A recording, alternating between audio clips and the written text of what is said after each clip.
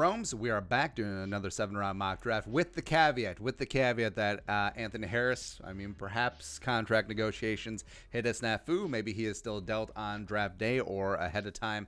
A name that's been floated out there. Ooh, Giants. Gettleman. Digging around to Anthony Harris. Ooh. So we're going to do a 7-round mock draft under the scenario where the Giants send number 36 overall, fourth overall pick in the second round to the Vikes for Anthony Harris, which I think would be amazing value, especially at this stage of the draft with this class. We said top of the second round is where there's going to be a lot of sexy time happening there. So obviously safety now becomes a position indeed, but now additional pick in the second round. So the Vikings have 2 1s, a 2 2s, and a 2 3s as well. 6 picks in the top 105.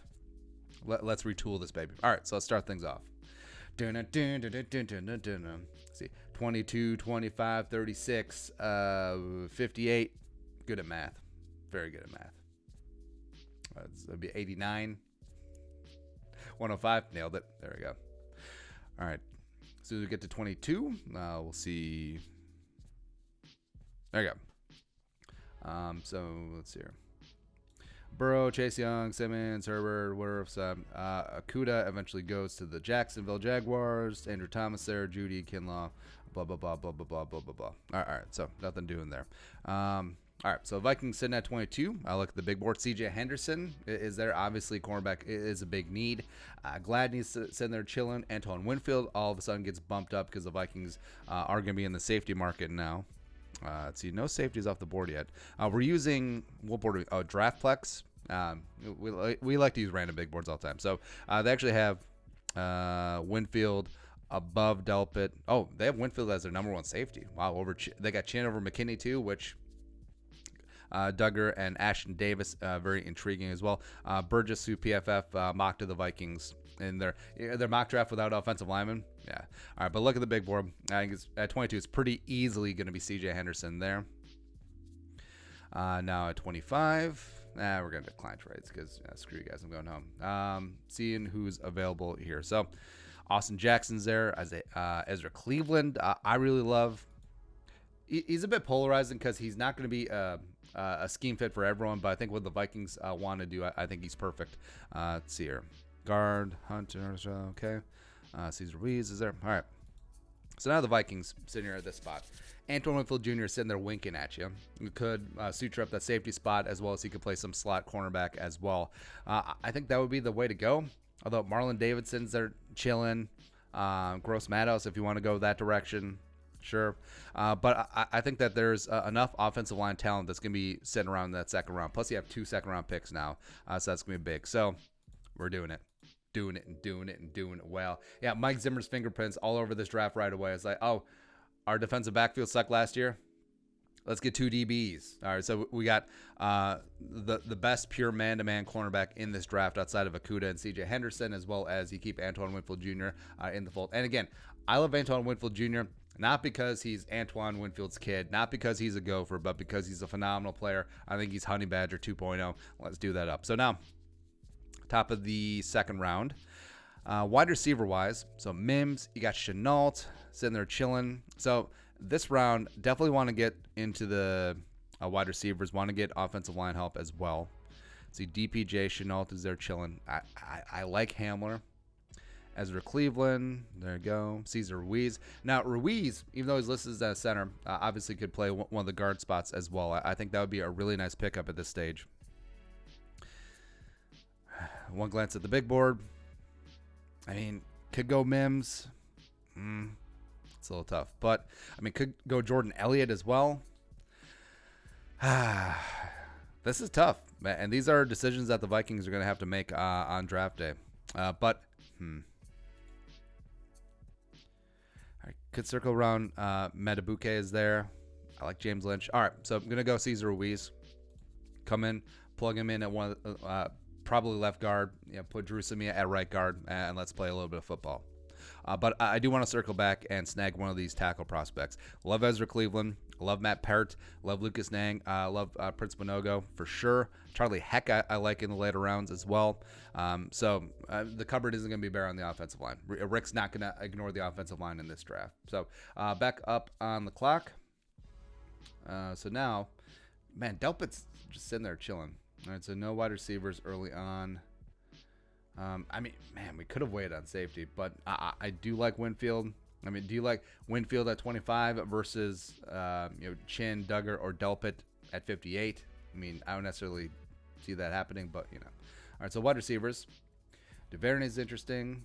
Prochet. Ooh, they're really high on Prochet. All right, I definitely want to get some of him. Lynn Bowden's interesting. You could go Pittman. Okay, let's look at the big board one more time. So there, offensive line, Ezra.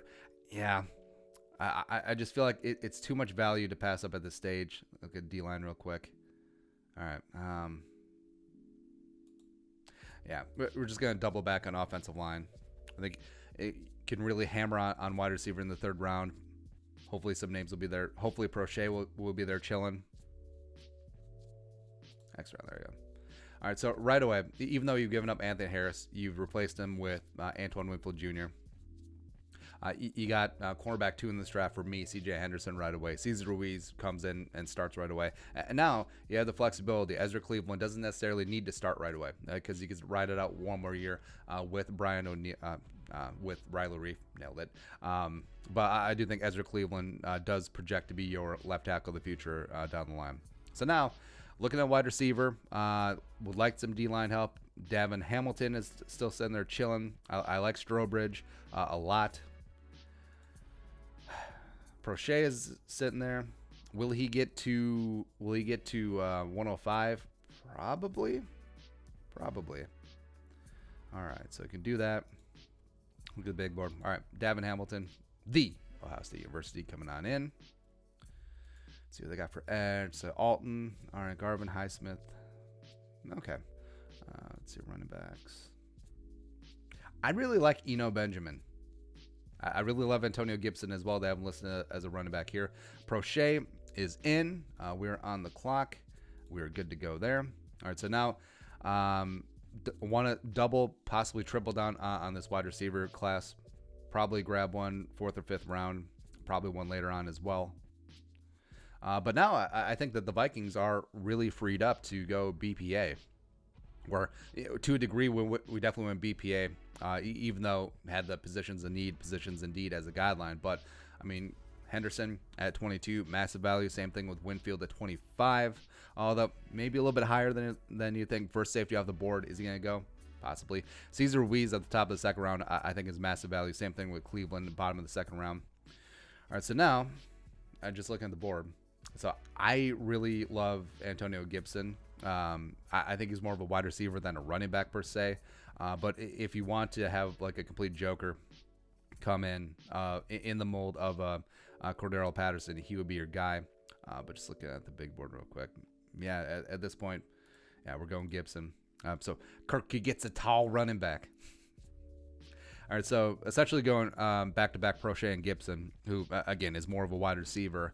Even though the Vikings didn't snag one of the top-tier guys, I definitely feel okay with this in the middle rounds. Also, thank you, Anthony Harris, man. But I would like to keep Anthony Harris. It does seem like we've reached a stage where negotiations are becoming a little bit contentious. So, again, we'll see what happens there. Oh. Roquan, baby. Man, do we double down on D-line? I like Roquan. Of course, Davin Hamilton at that stage is pretty big value. I like Dana. Gibson is there. Enjoy him. Tutska from NDSU is interesting. I like Trevon Hill from the U. Carter Coughlin. Let's see, linebacker-wise. Bailey. Okay. What they're really doing there. Is Moss still on the board? Yeah, Thad Moss is there chilling. May have to grab him. Oh, Dotson is there. Yeah, do we just double and triple down on O-line? Is that what we do? This is a little bit tough. You could double down on safety here with Stone, since, I mean, is Winfield more of a cornerback or than a safety? I think he's a decent hybrid of both.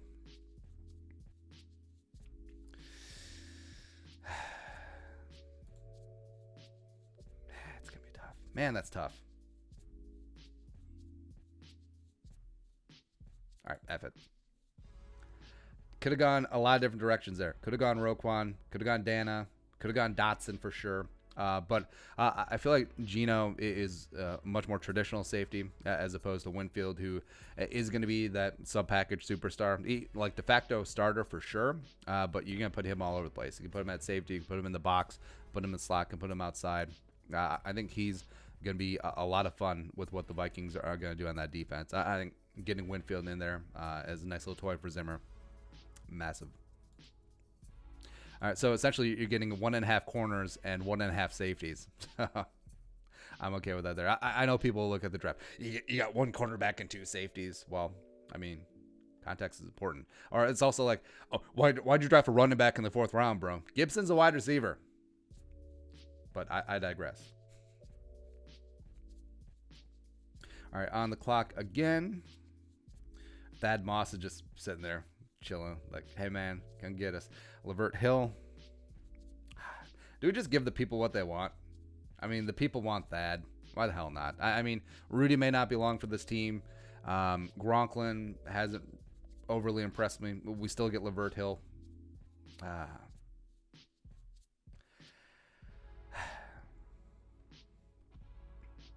It's always tough in these later rounds. Like, do you just go pure BPA? Do you reach a little bit? It's your quarterback. Oh, quarterback's really picked over.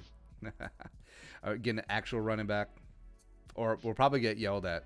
I still want J.J. Taylor. Screw you guys. Edge. Yeah, we'll grab Tutska in the next one. Yeah, grab Devaney later. All right. Let's overdraft Tutska a little bit. 7th round at the top. Who do we take?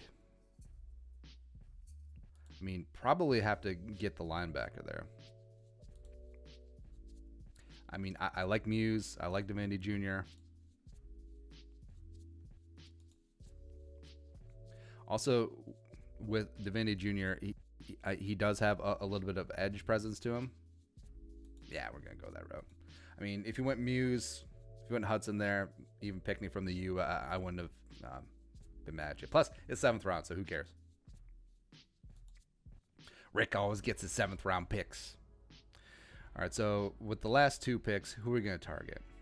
Double back on safety, sure. Could triple back on offensive line. I wouldn't be mad. Oh, Solomon Kinley still there in the 7th? Man, I really like Colin Murphy as well from Rhode Island. Okay, that is interesting. I mean, it's probably unlikely that Kinley gets to the 7th round at this stage, right? Gonna go J.J. Taylor Dynamite, as well as see last what up, or do we triple down on wide receiver? I mean, Aaron Fuller is there. Do we do that, or do we take a tackle?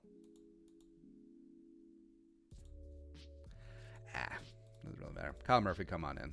I mainly did that because it's pretty unlikely that Kinley's going to be there in the 7th. I think he's a relatively early day 3 pick. All right, so again, this is the draft. If the Vikings traded Anthony Harris, say to the Giants for 36 overall, so safety becomes a need as well as the rest of them. But you come away with C.J. Henderson, Antoine Winfield Jr. staying in the great state of Minnesota. Cesar Ruiz coming in. I think he competes at the left guard spot right away. So Ruiz, Bradbury, Drew Samia, left to right on the offensive line. Perfect. Ezra Cleveland stepping up as well. Or you could see a world where Ezra Cleveland steps in at left tackle. Riley Reef is on one of the guard spots. Or full-on youth movement. Ezra Cleveland at left tackle. Say he performs well in camp and preseason. Same thing with Ruiz. Same thing with Drew Samia. All of a sudden, Riley Reef, cut. Ye gone. $8.8 million freed up against the cap this year. Devin Hamilton, the defensive tackle from Ohio State, coming in. I think that's just great value in the 3rd round. Same thing with James Prochet. Now, some big boards have Prochet going very late. This one did not, but I did want to secure him, so grabbing him there. Again, Antonio Gibson from Memphis is a wide receiver. They haven't listed a running back.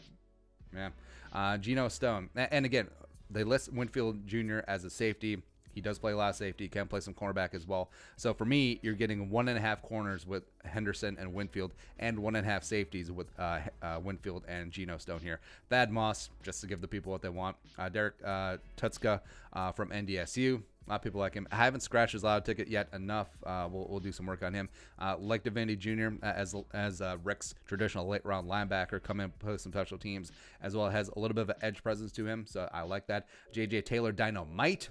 As a full-on scat back third down guy. Let's go. And then Kyle Murphy, who played tackle at Rhode Island, going to kick inside in the league. I like him as a full-on depth piece, developmental prospect there. So that's a nice haul. What are your thoughts? Let us know in the comment section below. You guys always do. I love you for that. In our 7-round mock draft, if the Vikings trade Anthony Harris. But also subscribe for daily Vikings takes. If you want to support the work, Venmo, chuck it in. Plus give us a follow on social media as well. But until next time, Skull. Production value.